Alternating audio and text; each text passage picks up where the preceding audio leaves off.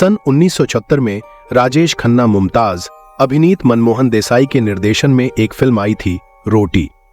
इस superhit film में राजेश खन्ना द्वारा निभाया गया मात्र एक रोटी की खातिर अपराधी बन गया था।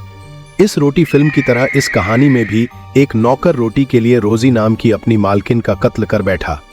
इत्तफाक यह भी है कि रोटी फिल्म के नायक राजेश खन्ना की तरह इस नौकर का नाम भी राजेश ही है।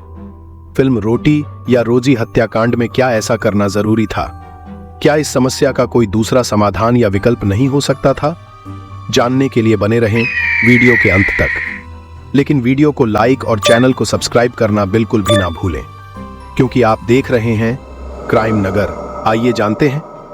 राजेश उर्फ विलट पासवान बिहार का रहने वाला था और पिछले लगभग 1.5 साल से हरियाणा के जिला यमुनानगर कॉलोनी में रहने वाले राजेंद्र सिक्का की कोठी पर काम कर रहा था। राजेंद्र सिक्का शहर के सबसे बड़े उद्यमी और बालाजी स्टोन क्रशर के मालिक थे। राजेश उससे पहले खिदराबाद स्थित आर.के. स्टोन क्रशर में काम करता था। वहां उसे कम तनख्वाह मिलती थी, इसलिए खिदराबाद से काम छोड़कर वह राजेंद्र सिक्का के यहां चला आया था। यहां उसे खाने पीने और रहने के अलावा 8,000 रुपए मासिक वेतन मिलता था। राजेंद्र सिक्का ने उसे अपनी कोठी के सामने वाले प्लॉट में रहने के लिए कमरा दे रखा था। 15 मई 2019 की रात को राजेश को जल्दी सोना था।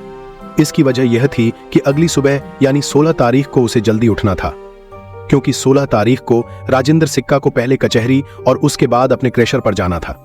पिछले 20 दिनों से वह घर पर ही थे। वजह यह थी कि उनका ऑपरेशन हुआ था।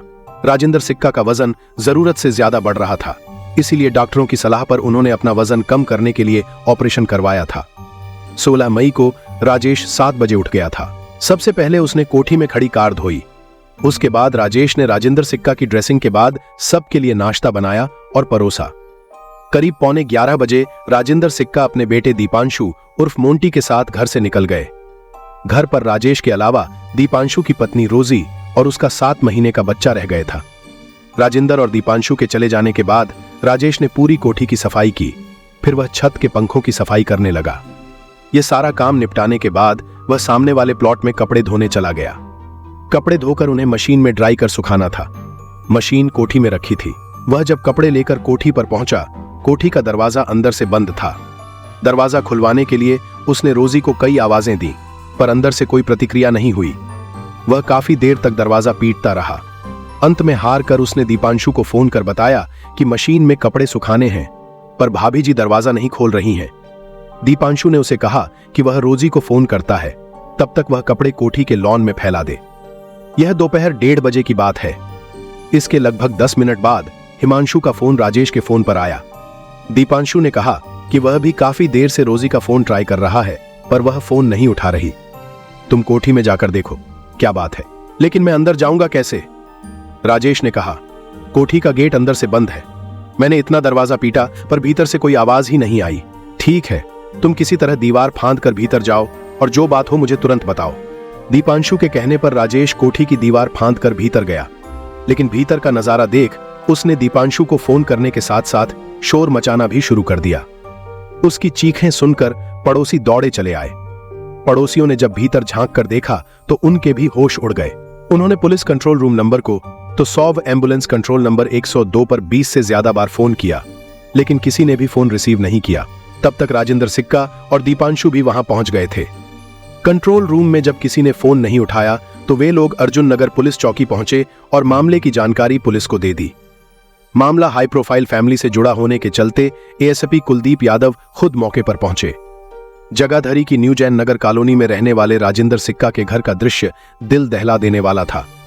किसी ने दीपांशु की पत्नी रोजी सिक्का की गला काटकर हत्या कर दी थी। फर्श पर चारों ओर खून ही खून फैला हुआ था। सोफे पर भी खून, यहां तक मृतका का गला काटते समय खून की धार दीवार से भी टकराई थी, जिसके ताजा छींटे इस बात की गवाही दे रहे कि हत्या हुए ज्यादा समय नहीं हुआ है। 7 महीने का मासूम बच्चा अपनी मां की लाश के पास बैठकर उसकी छाती से लिपट कर रो रहा था। लेकिन फिर कहानी में आता है एक ट्विस्ट। दरअसल काम करते करते दोपहर को जब राजेश को भूख लगी तो उसने खाना मांगा। इस पर मालकिन रोजी ने उससे कहा, खाना अभी बना नहीं है, दीपांशु के आने के बाद बनेगा, तभी मिलेगा। इस पर राजेश ने हाथ जोड़कर निवेदन करते हुए कहा, भाभी जी, साहब लोग पता नहीं कब तक आएंगे, लेकिन भूख से मेरी जान निकल रही है। यदि आप खाना नहीं बना सकती तो मैं खुद बनाकर खा लूंगा। रोजी ने तब उसे रटेरटाए शब्द सुनाए कि तुम खाने के लिए जानवरों की तरह बोलते हो और जानवरों की तरह खाते हो।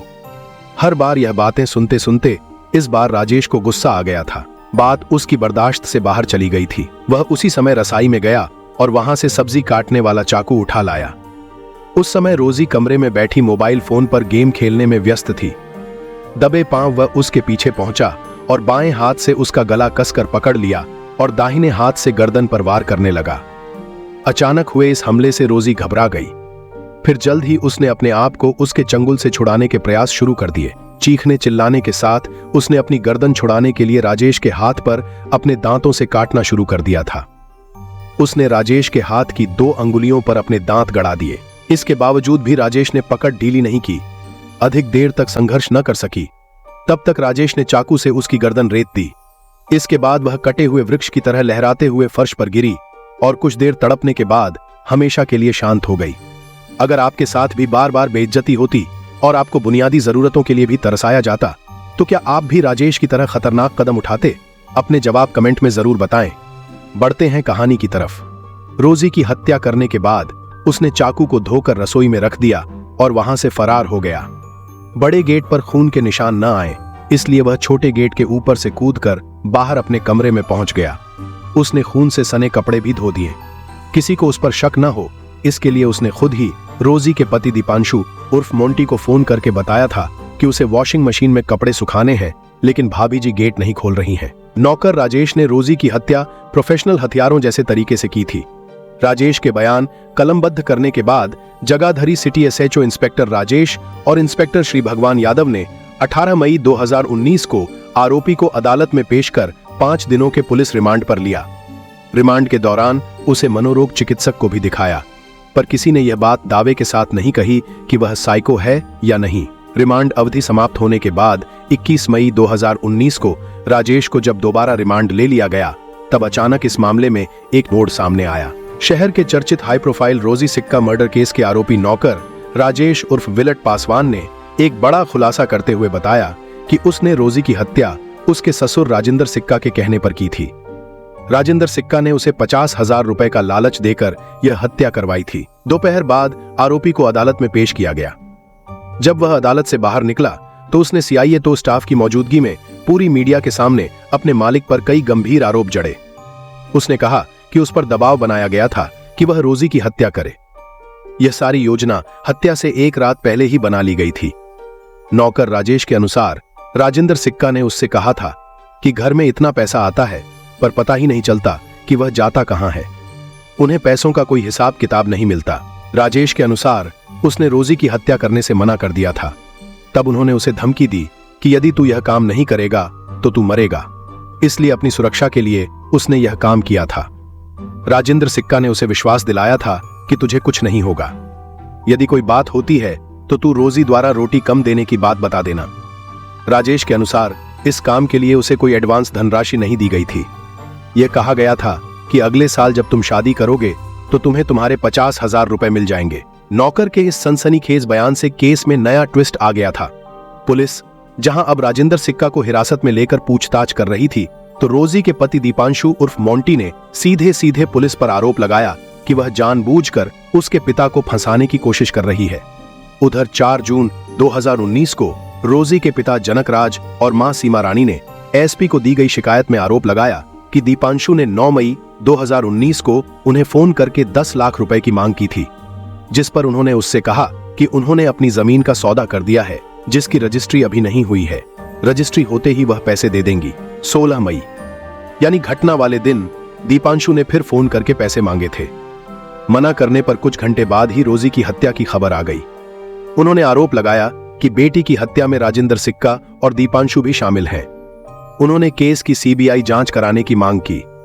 पुलिस की तरफ से नौकर राजेश द्वारा दिए गए बयानों की पुलिस ने जांच शुरू कर दी, पर कथा संकलन तक इस मामले में कुछ नया सामने नहीं आया था।